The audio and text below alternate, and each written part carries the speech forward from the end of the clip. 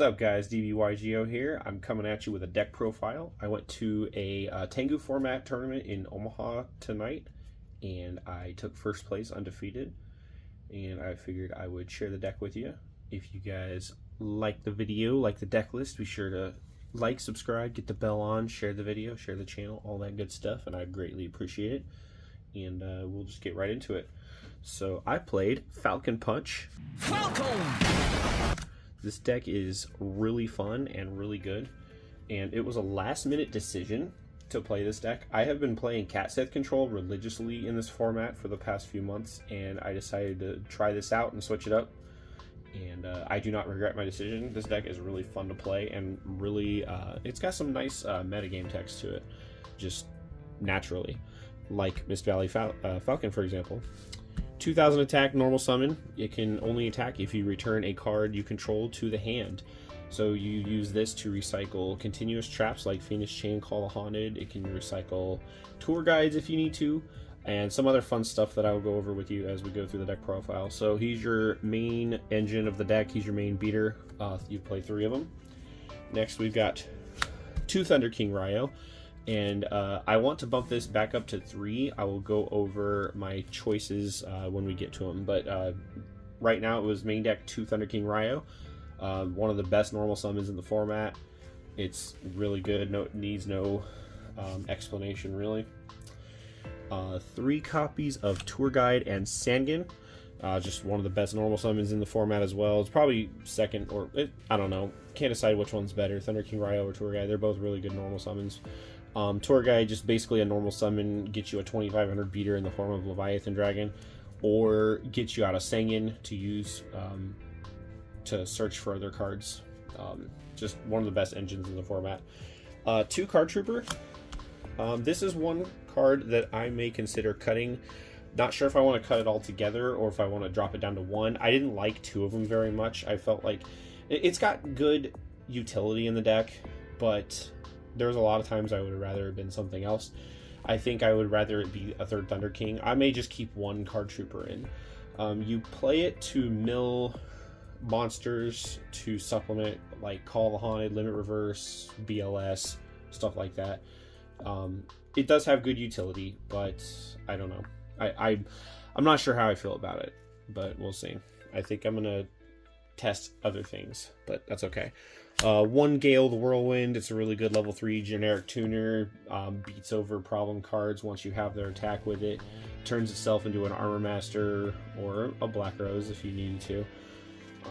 1 Dragunity Dark Spear. Now, if you're not familiar with this card, it allows you to tribute it. Well, it says tribute a dragon type Dragunity monster. This is the only one you play. So you tribute itself to special summon a level 4 or lower winged beast monster from your graveyard. So this gets you back Mist Valley Falcons if you need it. It can get you a Gale if you need it, and then there's another card I can that I play that I'll show you that you can get back with it. You normally wouldn't, but you can. The option is there. BLS. BLS is just a really good card. It banishes monsters. Like it attacks over things. It wins games by itself. It's just really good. You can't not play BLS. 2 Effect Veilers. The Effect Veilers are like one of my favorite hand traps in this format. It's really good. Just Tour Guide runs rampant. It's just really good against Tour Guide. It's good against agents. Yeah, Effect Veiler is just a really good card. 1 Max C, and I'll explain why I only play 1 versus 2 or 3.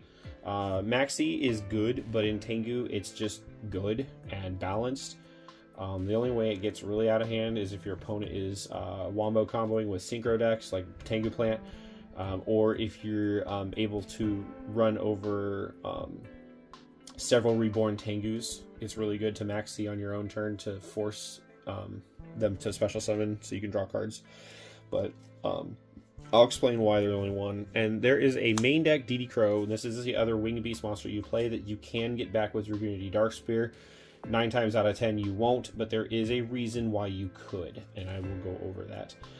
So 1 main deck DD Crow, it's good against plant decks. Randomly, it was decent against Lightsworn tonight. I was able to keep names out of the graveyard. It was also good against Empty Jar. I was able to banish AD Changer before they were able to flip their Morphing Jar. So DD Crow put in a lot of work today, and I really, really like it. That's it for the monsters. I didn't count them, but I know the main deck's 40 cards, so you do the math. Triple Duality. Duality is just really good.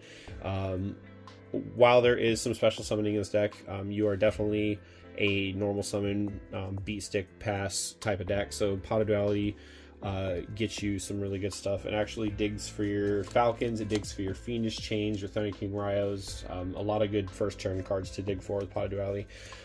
Same thing with Triple Upstart. Upstart's at 3 in this format, and it helps you see cards more consistently. Excuse me. So it's like a 37 card deck. So 40 with 3 Upstarts is nice. Dark Hole, Heavy Storm, MST, Monster Born, and Mind Control. We'll just end it off. That's all the spells. MST is there's 1 in the main deck. MST is really good. The build that I modeled this after, I'll put the link of the video that I saw in the description where I got the idea for this build. It's not exactly card for card, but it's pretty close. I really liked the build, and I really liked the ideas that he had behind what card choices he played, so I ran with it. But I did main deck an MST. I believe he sided 3 of them. I mained 1 and sided 2. I really wanted an answer for potential Gravekeepers. Necro Valley. I don't think anybody plays Vanity's Emptiness in this format, but it's also good against Vanity's Emptiness if you needed it, just in case you need a tour guide to go off or something. But mainly, it's an answer to Necro Valley. I didn't want to have, like, hardly any answers to Necro Valley, so, because Gravekeepers are a scary deck. Necro Valley actually hurts this deck a lot, so. Anyway, standard, good staple cards, spell cards. That's it for the spells, as I said. And then the traps are really the bread and butter of the deck. They are your main combo pieces with Mist Valley Falcon. 2 Fiendish Chain. I really wanted to play 3 of these, but I don't think you need 3. I think 2's good enough. It's another card that I could possibly put in instead of the Card Trooper, but again, I think the 3rd Thunder King is more important. It's just, Thunder King is just a really strong starter. But Fiendish Chains, you can negate your opponent's card effects, and then you can attack over them with Mist Valley Falcon and bounce the Fiendish Chain back to your hand, so you can reset it and have it for later. Same thing with Call the Haunted. Now, there's 2 Call the Haunted, 1 Limit Reverse, and here is the thing that I wanted to explain to you about the DD Crow and the Dragunity Darkspear. The Call the Haunteds and the Limit Reverse are really broken in this deck in tandem with Mist Valley Falcon, because you can bounce the monster that you get back with it, and then the trap card stays on the field, and it's another free card that you can bounce later. Or if you call the Haunted or Limit Reverse, say a Card Trooper or a Sangan, and you bounce the trap card instead of the monster, the Sangan and the Card Trooper will be destroyed, and you get the utility off those, the search or the draw, which, by the way, is a good reason to leave Card Trooper in the deck, is for this specifically. It's a good draw engine. It's the only argument for really keeping in the Card Trooper, and that's kind of the reason why I want to still keep 1 in, because I like the idea of having it. But the DD Crow thing, you can call the Haunted or Limit Reverse, and actually this goes for any of the hand traps. You can call the Haunted or Limit Reverse a hand trap, a Maxi, Veiler, or a DD Crow, and then bounce it to your hand with Mist Valley Falcon, and then you instantly have it back online, which is also the reason why we only play like very short number of copies of them. The original build that I based this off of only played 1 Veiler, but I really like 2 Veiler no matter what. I think having at least 2 Veiler in the main deck is very important because it stops a lot of good cards in the format. So, and as well, it's a tuner as well, so it does have some utility. But being able to bring those back and bounce them to your hand with Mist Valley Falcon is really strong, and it's one. I believe one of my matches that I recorded, I actually used it on Effect Veiler and was able to put Effect Veiler back in my hand, and it ended up helping me keep my opponent at bay. But yeah, that's the reason why you play these. These are your main engine cards with Mist Valley Falcon. There's really good and really fun things that you can do with this deck just based on those alone. 2 Solemn Warning, Solemn Judgment, just really good solemn cards. You have to play them. Solemn Judgment or Solemn Warning, a reborn Tengu is really good, so that they can't get the reborn Tengu train going. Mirror Force, and here's a surprise card that nobody expects in Tengu format. You don't really see it that often. Starlight Road. Heavy Storm is still legal, and I play a lot of trap cards, so Starlight Road is very good. Dark Hole is also legal. Torrential Mirror Force. There's a lot of blowout cards. Black Rose Dragon. A lot of blowout cards that Starlight Road can actually stop pretty easily, and it put in a lot of work tonight. I actually won a couple games because of it. Unfortunately, the big one that I won because of it is not going to be on recording. I was recording somebody else at the time instead of my own match, so I'm in 3 out of the 4 matches that I recorded tonight. Not because I wanted to be on all of them, but because the last match, anyway, it's not very important, but the last match that I was going to have somebody else featured on was a young child who did not have a parent or guardian present, so I was not able to have them give permission, and I do not feature children on my channel unless they have parental or guardian consent. So I had to play on camera for the last round. I was not going to, but anyway, I digress. Starlight Road, good card. Nobody sees it coming. And then the last card, Safe Zone. Now this card put in a lot of work tonight. It has a lot of text and a lot of utility because of it. If you don't know what it does, you target a face-up attack position anywhere on the field. Can be yours, can be theirs. It can't be targeted or destroyed by your opponent's card effects, and it can't be destroyed by battle, and it can't attack the opponent directly. When this leaves the field, it destroys that monster. That's important. So if your opponent has an attack position monster, you can safe zone, especially if they're attacking directly. You can safe zone it, and then they can't attack you directly. And then you can Miss Valley Falcon, attack, bounce safe zone to your hand, and it kills the monster. It's freaking great. And then, unfortunately, when that monster leaves the field, it destroys this card, so you can't do the same thing that you can with Call and Limit Reverse. You can't bounce the monster, and then this stays meaninglessly. This actually goes away. The only way this thing doesn't go away is if you overlay the material. So if you use this on a level 3 or level 4 and you exceed into something with it, this will stay meaninglessly because it doesn't leave the field. It just disappears into an exceeds material. Game mechanics are weird. And then you can bounce it with the Falcon. So there is a way to do it. It's just more roundabout sort of way. But this card put in a lot of work. And that is it for the main deck. 40 cards, as I have said before. We're going to go into the extra deck. It's pretty standard. There's a couple things that are different, but that's okay. 2 Leviathan Dragon. You play 2 because most of the time your tour guide's going to go into this and just beat over things. Tour guide is basically meant to be a 2500 attack normal summon. Leviair, utility, obviously, with tour guide. You know why we play it. It doesn't need any explanation. Utopia and Steelsworn Roach. I actually never went into these, but I don't want to be caught with my pants down. Although Steelsworn Roach is kind of like meh, so I might cut it if I need something. Like I considered like Ancient Fairy Dragon. That's another good out to the Gravekeeper's matchup because Necro Valley hurts this deck. But as it stands tonight, I did not have it, and I just played Steelsworn Roach. Armory Arm, and the only reason you play this is just in case you mind control and you have a Veiler, you need to get rid of a level 3 monster that they have and summon something bigger. It's really the only reason it's in here. Otherwise, I would cut it. Ally of Justice Catastor. Orient Dragon. Bryanek. Black Rose Dragon. And then these 2 cards are your cards that are outside of your standard Synchro monsters. Blackwing Armor Master. You play Gale, you can go into it. It's good against Honest. You know, it can't be destroyed by battle, so it's good against stuff like Honest and maybe opposing Kalutes if your opponent's playing Blackwings in Tengu format. Not likely, but anyway. This card, though, Miss Valley Thunderlord, is pretty good. He's basically another Miss Valley Falcon, but he's bigger. It takes Miss Valley Falcon and one of your level 3 tuners, which are Gale or Dragoonity Darkspear. You can select a card you control, returns to the hand, and this card gains 500 attack till the end phase and can be activated during either player's turn. So this card recycles Call the Haunted and stuff and Phoenix Chains better than Falcon does because you can just do it whenever you want.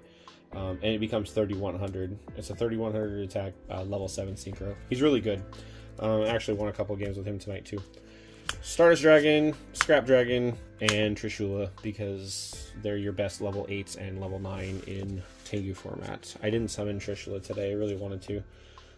And I didn't actually summon any of these legitimately. I summoned Stardust off of Road once, or twice, whatever. I don't know. You don't go into the synchros a lot. You go into the Leviathan Dragons more than anything. That's it for the extra deck. 15, obviously. And then side deck. Third Thunder King. He's moving to the main deck, probably. Second Max C, second DD Crow. Those, obviously, certain matchups require the potential to draw more of these. Max C and DD Crow against the Tengu Plant. DD Crow against, like, Fairies, Lightsworn, blah, blah, blah. It's good. I actually sided in against the Empty Jar deck because AD Changer, and I wanted to deal with AD Changer before they were able to flip it, or banish it, rather, on a Morphing Jar. So, put in a lot of work. And then, obviously, same thing, recycle them with your Miss Valley Falcon and your Call of Haunted cards. Here is a spicy tech card that I decided to put in last minute, and it won me a couple of games, and I love it. It put a big smile on my face when I sided it in. So I side out the copy of Save Zone when I'm going second for Big Bang Shot. Shout out, or not shout out, but throwback to Magician's Force. Holy cow. So basically you equip it to any monster, gains 400 attack and piercing, but when this card is destroyed or removed from the field, the equipped monster is removed from play. Banished. Old text for banished. So when you're going second, you side out Safe Zone, because Safe Zone's good going first, but Big Bang Shot you can equip to your opponent's monster. Attack with Miss Valley Falcon, bounce the Big Bang Shot, banish the monster, and you're off to the races. It was so good. I loved it. I do have a match with that happening on camera, so I'm glad I got that. 2 copies of Forbidden Lands. This is really good against decks that also play a lot of Thunder Kings, or maybe the Mirror Match. I didn't play the Mirror Match. It's also good against decks that play like D Prisons and Bottomless and stuff, which I didn't really. So, but they're there. The second and third copies of MST for Royal Decrees, Necro Valleys, what have you. You need them. You have to have them. You have to have them so much that you have to play a 4th copy of MST. I call it Emotional Support MST. Twister's really good. I even cite this in Edison format, which makes more sense because MST is limited in Edison format where it's not in Tengu. But Necro Valley and Royal Decree hurt this deck so much that I wanted to play a 4th copy of MST. So I did. And I'm an adult. I can do what I want. I played a 5th copy of MST, but this one's Dust Tornado, because Dust Tornado is just more versatile than Twister. It's a little slower, but that's okay. You can afford to play the 1 copy of Dust Tornado. I didn't want to play 2 Twister, because I didn't want to draw multiple cards that only destroyed face-ups, just in case. Because you never know. 3 copies of Light Imprisoning Mirror, because Agents is a tough matchup, especially when they can get lots of fairies loaded up for Christia. That can start being a problem. I know you can deal with it with like Phoenix Chains and whatnot, but it just slows those decks down. It was good against Lightsworn. I did play against Christia Sworn deck tonight, and Light Imprisoning Mirror definitely put in some work.